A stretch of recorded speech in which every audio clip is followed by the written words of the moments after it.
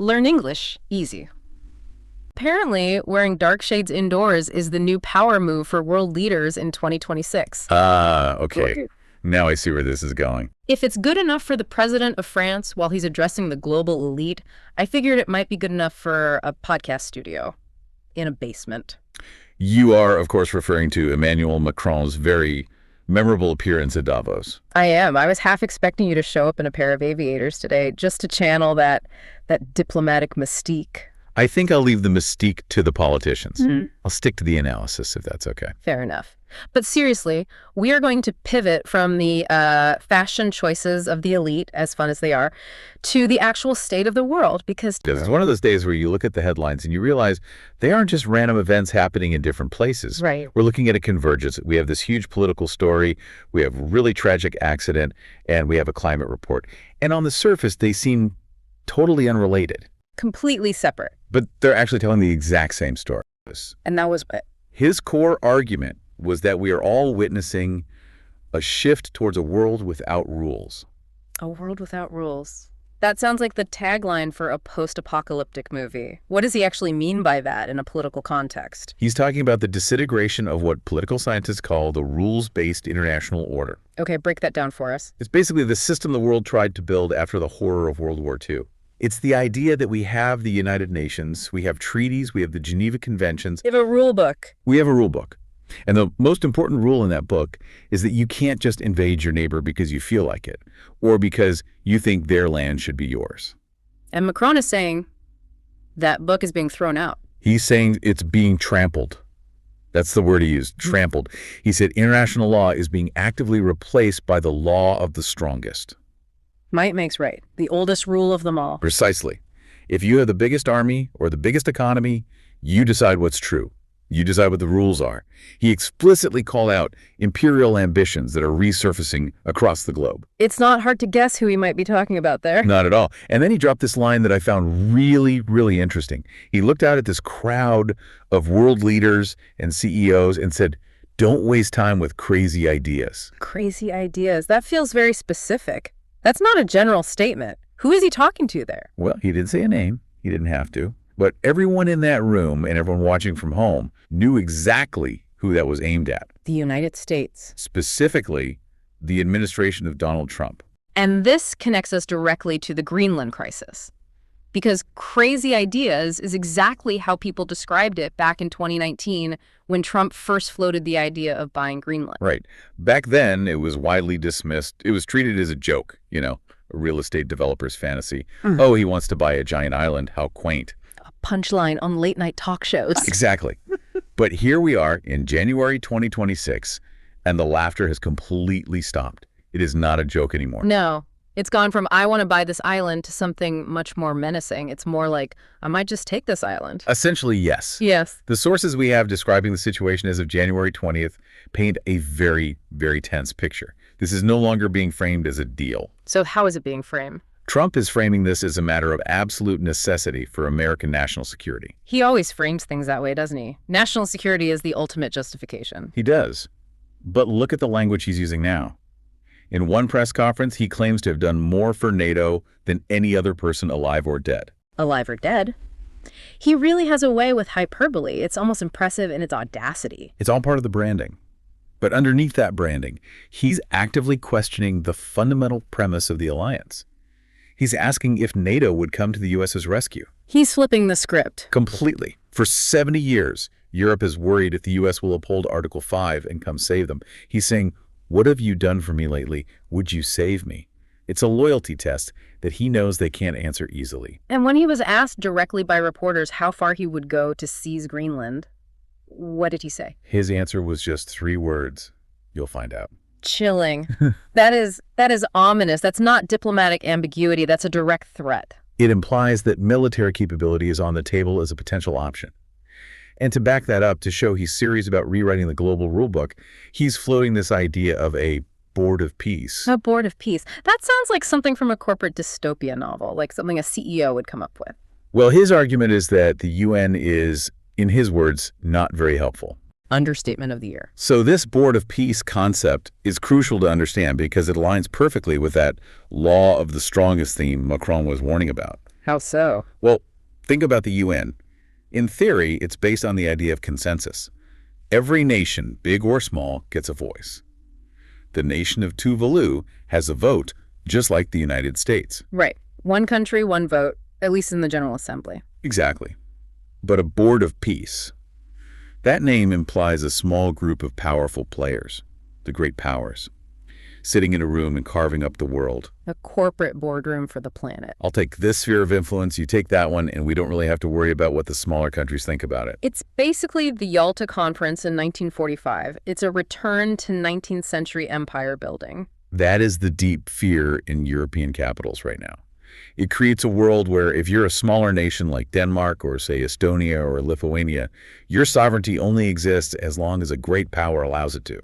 It's not a right, it's a privilege they grant you. So how is the rest of the world reacting to this? Because Greenland isn't just an empty block of ice. People live there. It's part of the Kingdom of Denmark. You can't just put a country up for sale on Zillow. The pushback has been severe and surprisingly unified. You have a coalition of 7 major European countries. We're talking France, Germany, the UK, Italy, Poland, Spain. They issued a joint statement. And what did it say? They were unequivocal. Greenland belongs to its people, period. It's a declaration of the principle of self-determination. I saw Canada stepped up too, right? There was a quote from Mark Carney. Yes, Carney, who's in a key position in the Canadian government, stated that Canada stands firmly with Greenland. This is really significant. Why is Canada's position so important here? Because Canada usually tries to avoid direct public confrontation with the U.S. We're neighbors, we're massive trading partners, our economies are intertwined, but geographically, Canada simply cannot afford to have the U.S. unilaterally seizing territory in the Arctic. Right. If they can just take Greenland, what's to stop them from making a claim on the Canadian North next? It sets an incredibly dangerous precedent. If territory is just up for grabs based on one country's definition of its security interests, well, Canada has a lot of territory that is very resource-rich and very sparsely populated. They have to draw a line in the snow, so to speak. And of course, Russia is involved. Because why wouldn't they be? It feels like anytime there's chaos or division in the West, Sergei Lavrov shows up with a gasoline can. That's a perfect way to put it. Lavrov, the Russian foreign minister, is really stirring the pot here. He came out with this statement claiming that Greenland is not naturally part of Denmark. Not naturally part of Denmark? What on earth does that even mean? Geologically, it means nothing. Historically, it's nonsense. But politically, it's expert-level trolling. He's just trying to create a justification, however flimsy. He's fueling the division. Think about it from Moscow's perspective. If the West is fighting amongst itself, if the U.S. is threatening Denmark, and Canada is furious with the U.S., and Europe is scrambling, that is a massive strategic win for Russia. It fragments the NATO alliance without them having to fire a single shot. It's chaos strategy. And speaking of fragmentation, there's a huge economic component to this too. Trump isn't just threatening military action, he's also threatening tariffs on Europe. Massive, crippling tariffs. And this is where the European response gets really, really interesting. We are seeing a shift in language from European leaders that we honestly haven't seen in decades. Like what? Ursula von der Leyen, the president of the European Commission, gave this major speech where she pitched an idea she called EU Inc. EU Inc. Wow. It sounds like she's trying to rebrand the entire continent as a corporation. Welcome to Europe, a wholly owned subsidiary of Western civilization. In a way, she is. She's saying Europe needs to start thinking like a single, powerful economic bloc. A corporation that looks after its own interests. She explicitly warned against nostalgia. Nostalgia for what? Nostalgia for the old world, for the good old days of unquestioned American protection. She's saying Europe needs to stop waiting for that to come back. Those days are gone. So what's the alternative? She called for a new, independent Europe that isn't a herbivore in a predator's world. That is such a powerful image, a herbivore in a predator's world. She's basically admitting that Europe has been peacefully grazing in the field while the wolves are circling. Exactly. For 70 years, Europe could afford to be a herbivore because the American T-Rex was guarding the herd. But if the T-Rex turns on you or just decides to walk away and hunt somewhere else, you are in a lot of trouble. Your lunch. Your lunch. And this isn't just her. You even have Belgian politicians, of all people, publicly urging Europe to grow a spine. Grow a spine. That is some tough love. The realization is finally setting in across the continent. If you want to survive in a world of predators, Trump's America, Putin's Russia, Xi's China, You can't be a herbivore. You need to grow teeth. You need to be able to bite back. So let's bring this back to the ground level for you, the listener. What does all of this actually mean? What is the big takeaway? It means we are witnessing a fundamental change in the operating system of the world. For most of our lives, we've lived in a rules-based order, or at least an order that pretended to have rules. Where laws and treaties were supposed to govern behavior. Yes. We're now moving into a purely transactional order. If you have the leverage, you make the rules. Precisely.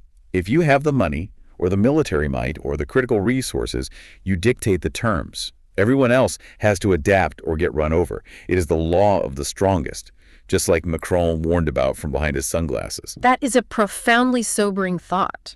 The playground monitors have left, and the biggest bullies are now running the school. That is a very apt and very worrying analogy. I want to pivot now. We've been talking about the metaphorical train wreck of international relations, this collapse of diplomacy, but now we have to discuss a literal train wreck. And sadly, this one is just utterly tragic. Yes, this is a devastating event. And while it might seem smaller in scale than global geopolitics, it actually serves as a grim, perfect case study for exactly what we've been talking about. How complex systems fail. We are taking you to Spain. A high-speed collision near a town called Ademuz in the region of Andalusia. This happened late at night, which just adds to the horror. You had a private high-speed train operated by a company called Irio, and it collided at high speed with a train from the public network, Renfe. The toll is just heartbreaking. The latest reports say 41 people are dead and over 120 are injured. Spain has declared 3 days of national mourning. The descriptions from the survivors they're horrific. We have reports of people describing seeing missing limbs, total chaos in the dark, the sounds of screaming. King Felipe VI has already visited the site. It's the worst rail disaster in Spain in over a decade. Now, immediately after a crash like this, the human instinct, our first question is always, why? What happened? We want a simple answer. We want a villain. Right. Was it speed? Was the driver texting? Was it terrorism? Sabotage? Those were all the initial lines of speculation. But the investigation has moved very, very quickly, and the officials on the ground have definitively ruled out 2 of those major possibilities. Which are? They've ruled out human error on the part of the drivers, and they have ruled out sabotage. So if it wasn't the driver making a catastrophic mistake, and it wasn't a bomb on the tracks, what was it? All signs are pointing to a broken joint in the rails, a physical gap in the track itself that seems to have widened as more and more trains passed over it until it reached a critical failure point. So the track failed, the infrastructure itself just gave up. Essentially. But here is the central mystery, and the investigators are calling this the crux of the entire issue. Did the force of the train break the weakened track, or did the already broken track cause the train to derail? It's the engineering version of the chicken and the egg. Exactly. Which came first, the derailment or the final break? But you're right, regardless of which came first, it points to a catastrophic failure in maintenance, right? In inspection. Someone should have seen this. Someone or something. And this brings up a really fascinating piece of analysis we found in the source material. We have this article from a publication called SK Library by a Dr. Stephen Shorrock. He's an expert in a field called human factors. Human factors. Okay, that sounds like a corporate buzzword from an HR department. It sounds like it, but it's actually a really serious science. And Dr. Shorrock argues that our entire society is obsessed with the myth of human error. The myth. But humans make errors all the time. I made 3 typos just texting you this morning. That seems pretty real to me. Of course. But in high-stakes, complex systems, like piloting a plane or operating a nuclear power plant or driving a high-speed train, we love the label human error because it's neat, it's tidy, it gives us someone to blame. It gives us a scapegoat. The pilot, the driver, the surgeon. Dr. Shorrock calls human error a shape-shifting persona. We use it as a convenient explanation to avoid dealing with the underlying complexity of the system. Right. It's like, oh, the driver made a mistake, case closed. We fire the driver, we hire a new one, and we don't have to change anything else. We don't have to spend money fixing the real problem. Precisely. And Dr. Shorrock brings up a previous infamous crash in Spain back in 2013. Yeah. The driver in that case said something in his testimony that has always stuck with me. He said, "This curve is inhuman." This curve is inhuman. Wow. That is a profound statement. It sounds like something out of a horror movie. It does. But think about what he's actually saying. He's not just making an excuse. He's saying that The system, the track, the signals, the train was designed in a way that demanded absolute robotic perfection from a human being in a situation where the human brain simply struggles to cope. So let's unpack this concept Dr. Shorrock talks about, performance variability. That sounds like jargon. What does it actually mean in simple terms? Okay, think about your drive to work or to the grocery store. Do you drive the exact same speed in the exact same lane, pressing the brake with the exact same amount of pressure every single day? Definitely not. No way. If it's raining, I slow down. If I'm running late, I might speed up a bit. If there's a pothole, I swerve around it. I'm constantly adjusting. Exactly. You adapt, you compensate. Yeah. Humans are not robots. We fluctuate. That natural, constant fluctuation is performance variability. Okay. Now, here's the key. Usually that variability is what saves us. It's a feature, not a bug. If a sensor on a machine is broken, a human operator figures out a workaround. If the weather suddenly gets bad, the pilot adjusts their flight path. So that variability, that flexibility is usually a really good thing. It is essential. It's what makes complex systems work at all. There's this concept called work is done versus work is imagined. Work is imagined is the official procedure manual, the rule book. It says, always drive at 50 miles per hour. But the reality of the world work is done requires you to drive at 40 because there's dense fog and the road is slick. Your variability is what prevents a crash. Okay, I follow. I get that. But where does the error part come in then? Here's the paradox at the heart of it all. The very same human flexibility that allows an operator to save the day when things go wrong is what gets labeled error when the outcome is bad. Wait, say that again. That's kind of mind-blowing. Think about it this way. If you swerve to avoid a cat that runs into the road and you succeed, you're a hero. You're a good driver. Your variability saved the cat. Right. If you swerve to avoid that same cat but you hit a mailbox, you're a bad driver. You committed human error. But the action, the swerve, the variability was identical. The only thing that changed was the outcome. It's outcome bias. We judge the action based on the result, not the intent or the process. Exactly. And Dr. Shorrock's fundamental point is this. If a system is designed in such a way that it relies on a human never making a mistake to avoid a catastrophe, then the system is broken, not the human. He had a quote that I absolutely loved. He said, "Human error has long outlived its usefulness. It is the handicap of human factors." It's a handicap because it stops us from looking deeper. It prevents us from fixing the real underlying problems. In the case of this recent crash in Adamas, if we just blame the driver, which we now know would be wrong, we might never have looked at that broken rail joint. We might never have asked why the maintenance schedule didn't catch it, or why the trackside sensors didn't alert the control center, or if budget cuts led to fewer inspections. The human error explanation closes all those doors.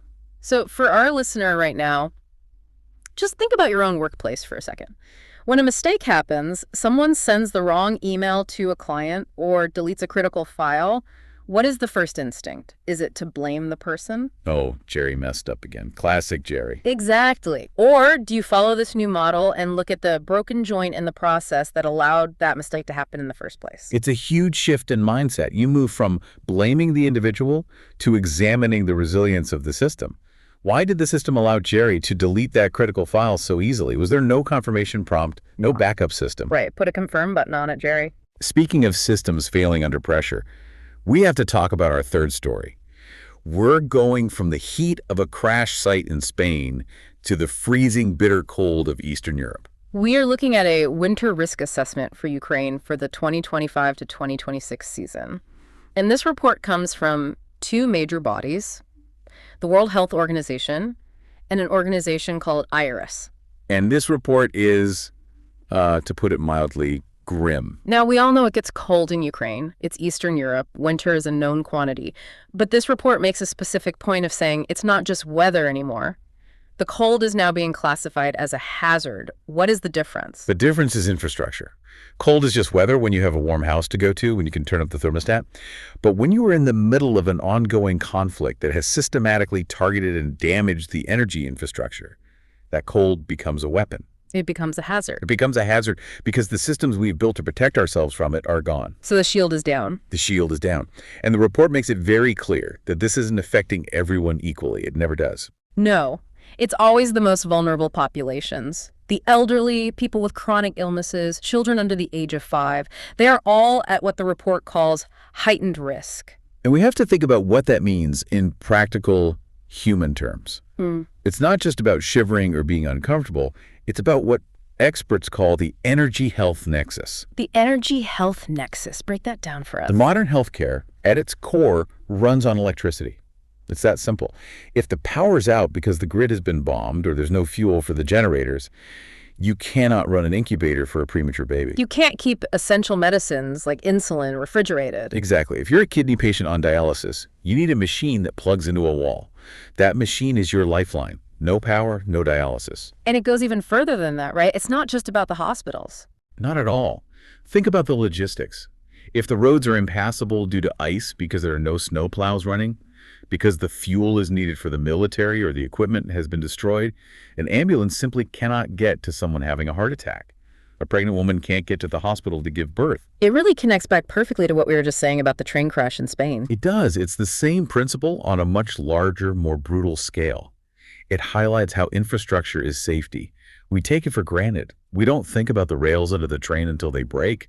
We don't think about the power grid until the lights go out. In Spain, a single rail joint failed, and the physical safety of hundreds of passengers was instantly compromised. And in Ukraine, the entire energy grid is failing due to deliberate attacks, and the biological safety of millions of people is compromised. The result is the same. The system can no longer protect the human. Exactly. Whether it's a high-speed train or a hospital's electrical system or a district heating grid, we rely on these complex man-made systems to keep us alive. And when they break, the consequences are immediate and they are severe. Okay, we have covered a huge amount of ground today. I mean, we've gone from Emmanuel Macron's sunglasses and geopolitical posturing in Davos to broken rails in Andalusia to a frozen winter in Ukraine. What is the thread here? How do we connect these three seemingly separate dots? I think the single thread that runs through all of them is the tension between fragility and resilience. Fragility versus resilience. Say more about that. Okay, look at Macron and the whole geopolitical situation. What is he warning us about? He's telling us that the political systems that protect us, things like international law, the principle of sovereignty, the treaties that keep smaller nations safe from larger ones, they are incredibly fragile. They aren't concrete walls. They're just agreements on paper. And agreements can be broken. Exactly. They were being trampled, to use his word. They're fragile. Then you look at the Spain crash. What does that show us? It shows us that our physical infrastructure is also fragile. A single broken joint, a single point of failure, can cause an absolute catastrophe if the system isn't resilient enough to catch it or to cope with it. And Ukraine. Ukraine is what happens when those systems collapse entirely, when the grid goes down, when the infrastructure is gone, resilience is lost, and basic survival becomes a daily, brutal struggle against the elements. So what here? The takeaway for everyone listening is that we simply cannot take stability for granted. We really, really can't. Whether it's the international laws that govern countries or the train tracks you commute on every morning, these things require constant maintenance. They require investment. And most of all, they require respect. They don't just work by magic. Not at all. If we stop maintaining the rules or if we stop maintaining the rails, eventually they break. And the consequences are real. That brings us to our final provocative thought. We started this whole deep dive with Macron talking about the law of the strongest. Right. A world where the strong do what they can and the weak suffer what they must. A return to a much darker time. And in the story of the train crash, we learned that blaming the human, the operator, the driver, is often a cop-out. It's an excuse to avoid looking at a bad system. Because the system was inhuman. It demanded more than any human could realistically give. So here is the provocation for you to chew on. If the world really is becoming a place without rules, as Macron warns us, are we all just like that train driver in 2013? Are we being asked to navigate a curve that is itself simply inhuman? We're being asked to navigate a world with economic wars, with new climate hazards, with unprecedented political instability. And if we crash, if our economies crash or our societies crash, will we be blamed? Will the history books say it was human error? Or will we have the courage to look at the people who designed and built the track? That's the question. When the system itself is designed for failure, is it ever fair to blame the operator? Something to chew on. Thanks for diving deep with us. Stay curious, everyone.